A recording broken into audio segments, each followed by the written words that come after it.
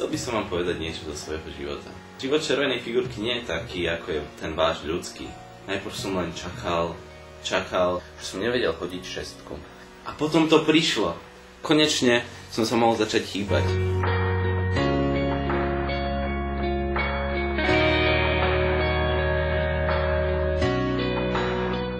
A každý si hádžeme svojou kockou.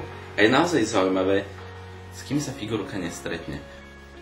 Napríklad, stretol som raz takého maličkého modrého kamaráta.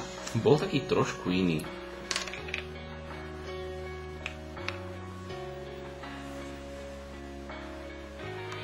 Nazdar! Čo, ako sa máš? Kam vlastne smeruješ? Idem do siene slávy figuriek Človeče, nehnevaj sa. A ty kam ideš? Ja? Veď ja idem domov. Domov? Prečo domov? Čo máš doma? Doma? Veď doma je Boh. Idem ďalej, neviem, uvidím, kde skončím.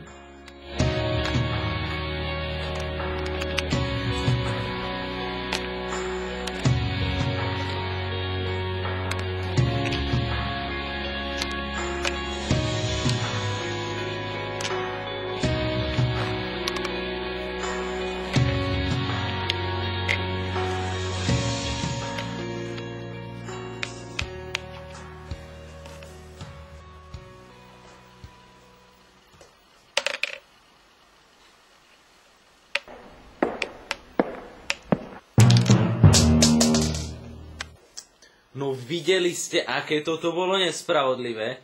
Toto nemá vo svete obdobu. Prečo Boh dopúšťa to zlo? Kde je tá spravodlivosť teraz?